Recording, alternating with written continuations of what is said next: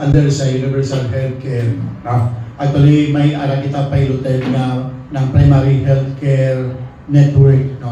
Piloted isa sa mga probinsya ang Aklan. So kumadayon ni ang referral system sa mga RSU to the hospital, matigayon ang funding kay isa sa mga plano sini bangod sa problema sa sources of funds, i-put up ni sila sang funds, no? Ang bayad alin sa billiard, tapos ang appropriate nila alin sa local government unit, maging source of funds nila na, no? And hopefully matigayon ni. So gamay na ni nga plansa, no? 12 out sa mga local government units, no?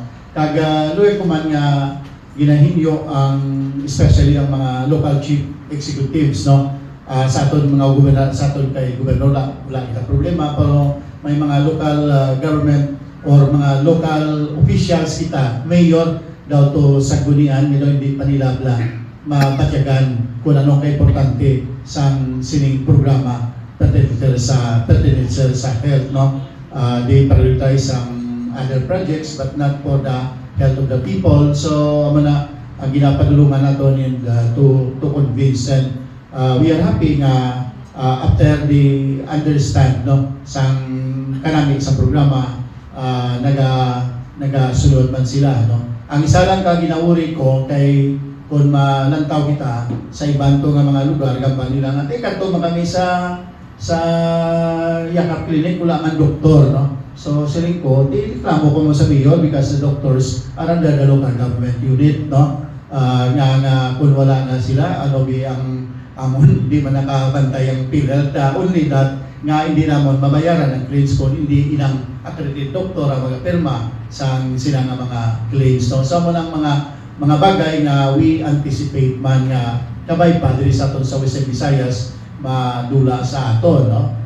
That's why ang gamot it was piloted kag bangod kay may na-address na ning mga problema dito sa NCR, no?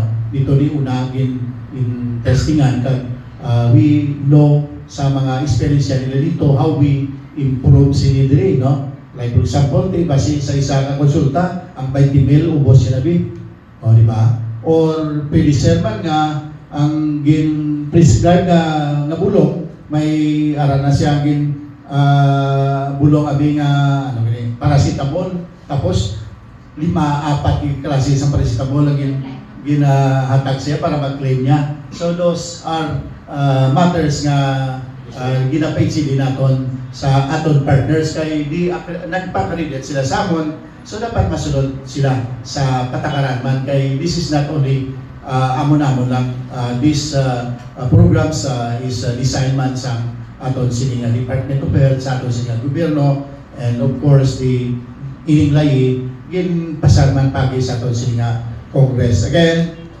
as namin ingay gayon nga di ko diri because nga importante ni para sa aton sining mga puluyo. According sa World Health Organization, health literacy means being able to access, understand, appraise, and use information and services in ways that promote and maintain good health and well-being. So with that, thank you so much sa inyo tanan.